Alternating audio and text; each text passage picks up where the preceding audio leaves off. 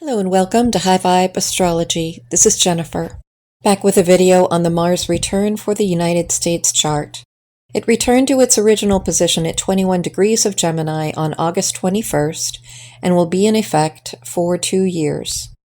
If you're new, thank you for finding this channel, for being here, and for supporting this community with positive energy.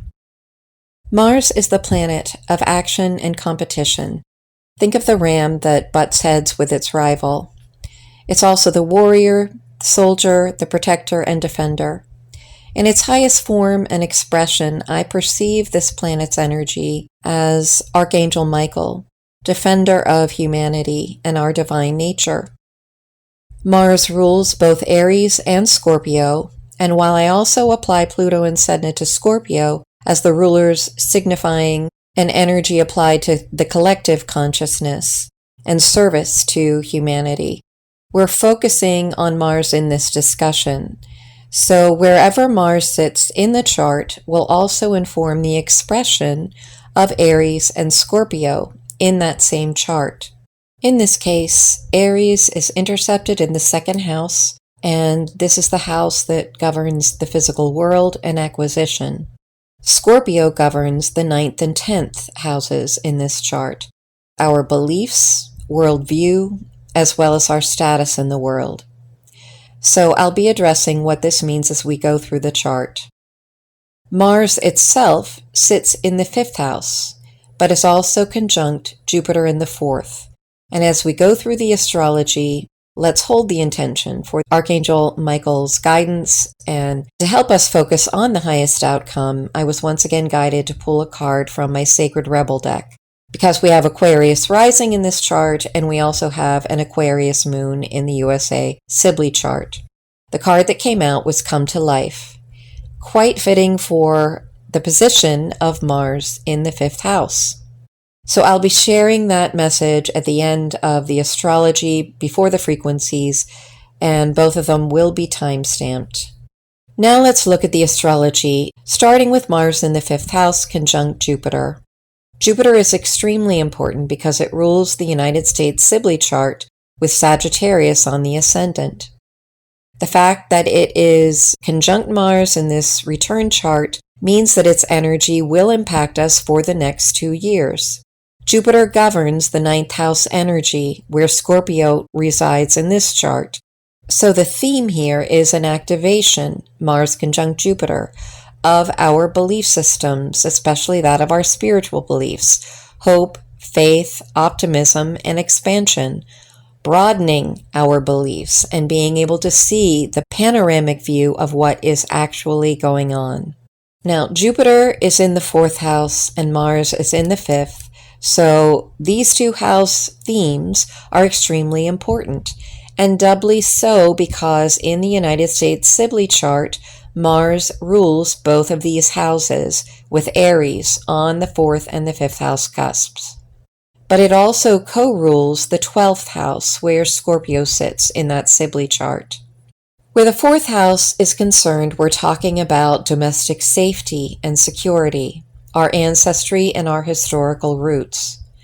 The 5th house, of course, governs children, the inner child, creativity, joy in its purest form, and our ability to thrive. Scorpio on the 12th in that Sibley chart is a similar vibration, but different signature to Pluto in the 12th in this chart. But this signifies a reckoning with our shadowy past, those who act out Scorpio's lowest expression of manipulation, control, greed for power and money at any cost in the house of hidden enemies, and the potential for our nation's downfall or self-sabotage. And if you recall, in the United States solar return that I did last month, we had Scorpio rising in that chart with both luminaries in the 8th house. So this is another signature for the same vibration of having to come to terms with the shadow expression, which is now rising up, through that solar return chart with Scorpio rising, coming out into the open and being exposed so that we can see it for what it is and heal, transform, and transcend. In that solar return chart, we also had Uranus conjunct Mars, so its energy was prevalent as that sacred rebel, which is still in effect because in this chart, Uranus is the actual ruler since we have Aquarius rising. Uranus forms a square to the Sun and retrograde Mercury, and I'll get to that in just a minute. But the fact that we have Uranus conjunct the IC and Sedna in the 4th house in this chart is bringing massive change to our foundation. I would even say galactic changes related to our domestic safety and security. Its square to the Sun and retrograde Mercury are highly relevant, first because squares manifest events in the outer world, and secondly because Mercury rules this Gemini Mars. The fact that Mercury is retrograde means that for the next 2 years, even though Mercury will have, turned direct and moved out of its shadow, in the Mars return chart, it is still retrograde. So over the next 2 years, it's still revisiting information and data that, when revealed, will drastically change the course of our direction related to domestic safety and security, because it's making that square. Mars in Gemini itself is the signature of information wars, the war to capture the mind of public thinking. So this is all going to change over the next 2 years. And because Mars is conjunct Jupiter and we have Scorpio on the 9th house, our beliefs and worldview will also undergo a massive death and rebirth, all for the purpose of creating a new reality, a new worldview where we can all thrive. And that brings me to the 2nd house of material peace and prosperity, where we find our Aries North Node and Chiron intercepted. So the Aries North Node in the 2nd house means that we are having to forge our own path forward, because it's intercepted, for that peace and prosperity in terms of what constitutes our true values, especially in the material world. Now, conjunct that Aries North Node, we have the Moon and Neptune at the exact 29th degree of Pisces. The 29th degree in any sign is a critical degree, things culminating and on the brink of major rebirth. The fact that we have the Moon and Neptune at 29 degrees of Pisces conjunct that Aries North Node tells me that greater human compassion is required as we navigate some very difficult waters and move towards that Aries North Node. I anticipate that certain revelations are going to be piercing the heart of humanity and creating more compassion.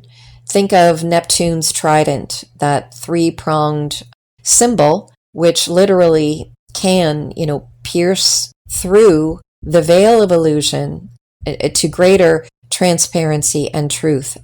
Ultimately, it is our emotions that make us human.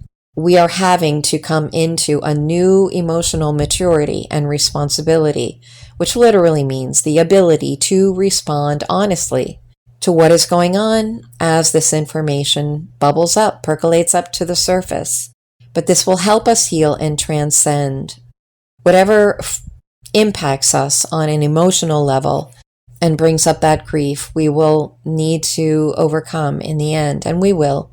I've already addressed these issues in my video on Sedna's role in humanity's evolution. We are not reliving our past, but we do have to recognize it for what it is and allow it to teach us so that we can see it with complete honesty and transparency and actually heal, transform, and transcend. This is evident by the fact that the Sibley chart nodes are conjunct this chart's ascendant and descendant, conjunct those angles. So the South Node rising in this 1st house means, of course, that once again we are having to come to terms with our past.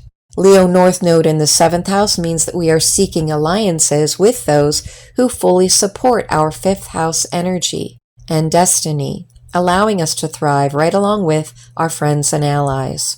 In this chart, the 8th house south node means that we have a similar vibration with a different signature regarding letting the past go. We are saying goodbye to the trauma from our past and purging and purifying that collective shadow as we move towards the 2nd house north node and embrace a brand new value system of peace and prosperity in this physical world. There can be no doubt that we are in the proverbial birth canal of the new earth, while simultaneously awakening and raising the consciousness of humanity as we in the United States experience these massive changes. With Aquarius rising, we are setting the course for a brand new trend for humanity. And it's important for us to realize that we all want the same things as humanity. We've just not been able to agree on the strategy for getting there. But that apparent disagreement is still being manipulated by the remnant shadow forces. And over the next 2 years, we will triumph in aligning the consciousness of humanity, and we will succeed in becoming more and more united. So I think I will leave it there. Thank you so much for tuning in, for liking, subscribing, and sharing these videos. I look forward to being with you next time for the Virgo new moon. Bye for now. Come to life. You are the most sacred of all sacred artworks. You are bringing yourself to life now, and this is how it must be. Of course, something being essential doesn't mean it will always be easy. You must support yourself and have courage during this process. Your monkey mind is not to run the show. It might have a lot to say, and at times it seems very convincing, but it is not the one in charge. Your mind can inspire you with ideas. However, it is the real you that speaks through your rebellious sacred heart and is living your life, not the monkey mind. The mind is not much more than a swirling cacophony of habitual reactions. Beneath habitual thoughts, there is a deep, sensual, creative, and energetic awakening happening to you. It is so far beyond what the mind is now capable of controlling. Others might not like it because it shakes things up. Coming to life tends to do that. However, it is happening now, and the only real choice you have to make is how to deal with it. Coming to life means feeling. It might bring joy, but it could equally bring sadness, rage, or fear. It could bring all of these and more. Feelings will come and go quite swiftly when allowed to flow. You might need to paint, write, enact ritual, sing, or dance your feelings to help the energy flow. Don't hold back. Create the space for yourself to do it. In this process, you are uncovering the artistry of the universal creator. You are honoring the sacredness of life by exploring it without restraint, and that includes the flow of your feelings. You don't have to do anything with them other than express. You may want to analyze or you may not. It doesn't matter. What matters is that you are getting in touch with feeling. Learning how to access your feelings allows you to learn how to access your intuition, creative inspiration, and genuine internal guidance. These aspects flow from the same place and are often couched within your feelings, in the form of emotions as well as physical sensations. The journey underneath the mind and into a sensual emotional connection with your feelings, emotions, and body is for a sacred purpose. It is a part of your path. You are one of the sacred but powerful minority that have chosen to come into a body and live consciously within it. That may seem like it applies to everybody, but when you experience it for yourself, you will realize that this is actually rather rare. There are plenty of bodies without a spirit really residing within, to care for, love, and honor them as a sacred animal. Fortunately, this minority is powerful enough that it can keep human culture in balance, but only just. We need every single one of us that is capable to be aware of the task and move beyond the mind and into the body. To come into your sensuality, you will need to anchor your experiences. You may be blessed with relationships that are conscious enough to be interested in your journey in a constructive rather than controlling or undermining way. If so, talk, Converse, share. If not, then you will need to be more resourceful in how you support yourself through your awakening process, at least until you attract some more conscious connections into your life. It is likely that these connections are already on their way just because you are working with the energy of this oracle. You can support your own process by scheduling time for yourself and keeping to it like you would the most important date with destiny.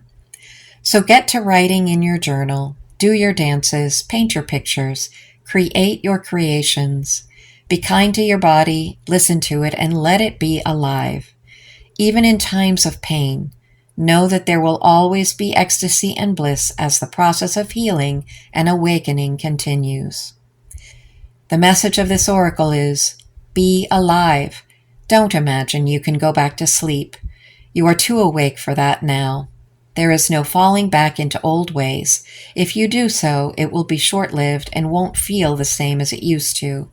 You may grieve this. You will certainly, eventually, celebrate it. You have crossed the threshold from an old way of being in an old life, and try as you might, you cannot return. It is better to let it go. Grieve if needs be, celebrate if needs be, or do both, and move on into this moment. There is another adventure awaiting you now. You need a deeper connection to your own instincts, body, feelings, and intuitions so that you can receive this new calling. You can trust in it too. Embrace it, and it will embrace you.